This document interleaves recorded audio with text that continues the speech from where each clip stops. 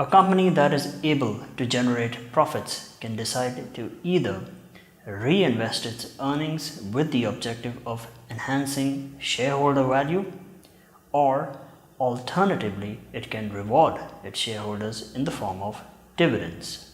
Today's discussion is all about dividends. What are dividends? Why do companies choose to pay dividends? And whether a dividend strategy is suited for you. Welcome to the channel Finance and Investing for All. If you are new here, please click the subscribe button. When a company decides to distribute its net profits, it may do so in the form of dividends. Dividends are paid out to eligible shareholders on quarterly, semi-annual or annual basis. They are paid out or declared on a per share basis. For example, 0.25 for every share held by the investor. Not every company pays out dividends. Some may pay a stable dividend over time. Some may even have the objective of increasing their dividends. Yet, some companies may even decide to decrease the amount of dividend paid. It all depends on the company's performance. Keep one thing in mind. Any company that announces its decision to decrease its dividends can expect to see a dip in its stock price. For the most part, dividends are paid out in the form of cash, stock, or one-time dividends. Under cash dividends, a company pays out cash through the brokerage accounts. Cash dividends are subject to income taxes. Stock dividends can be seen as a form of payment whereby a company distributes additional shares to its shareholders.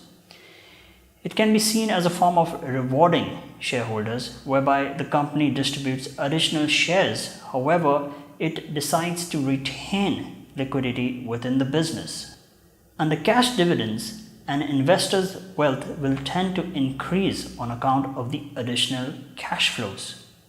However, under stock dividends, you will likely notice that the stock price will adjust or lower itself on a post-facto basis. As such, although you may have additional shares of the company, your wealth may not increase on an immediate basis.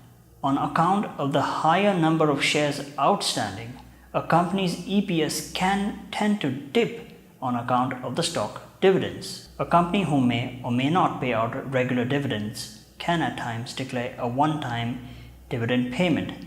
This could be in the form of cash or stock dividends. This usually occurs as a result of a one-time substantial gain in business earnings. Dividend-paying stocks tend to represent companies that are financially strong, stable, mature, and those that are able to generate adequate cash flows to service and increase dividend payments over a period of time.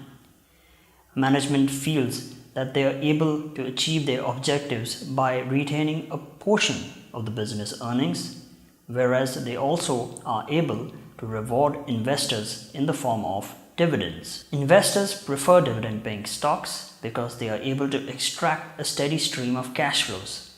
These cash flows can be used to purchase additional shares of the company or invested in other avenues. A company that is able to enhance its dividend payment over time can tend to see an uptick in its stock price because increasing dividends tend to attract investors all over. All companies pay out dividends either because the company is in a growth stage or management feels that they can better capitalize on opportunities in the market by retaining its business earnings. Another reason why companies decide not to pay dividends is because it is an underlying commitment. Once a company begins to pay out regular dividends, it must commit to do so on a regular basis. It must have sufficient cash flows to do so.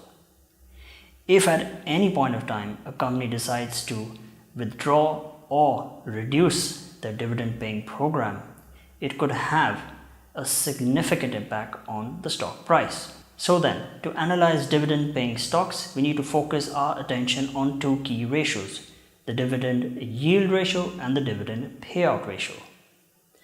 The dividend yield ratio is simply the annual dividend divided by the share price. The dividend payout ratio is the dividend per share divided by the company's earnings per share. It's important to analyze the trend of these two key ratios over a period of time. A word of advice here: please do not go about chasing stocks which have a high yield ratio. I'll tell you why.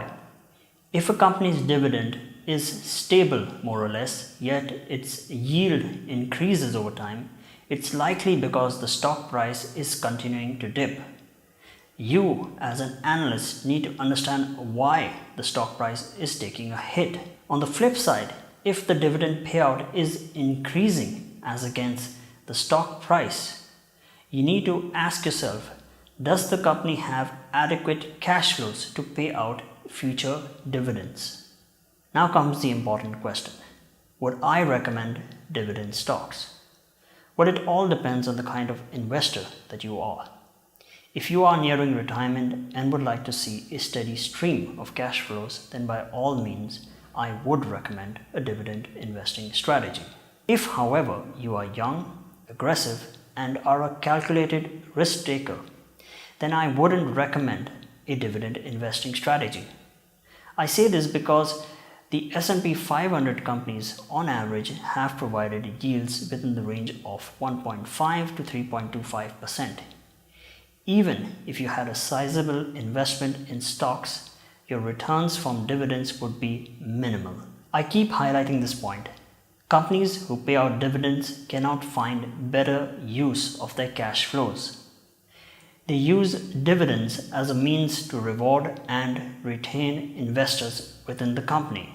Dividend investing can be termed as a buy and forever hold strategy. However, in this day and age, the life cycle of each company tends to diminish each year. There are very few companies who have been able to reinvent themselves. Also recognize that in a rising interest rate scenario, bonds and dividend stocks tend to underperform the market. The simple reason being that there are investment avenues that can provide yields in excess of 1.5 or 3.5% per annum. Before I end this video, I have a few slides outlining key terms to consider when investing in dividend stocks.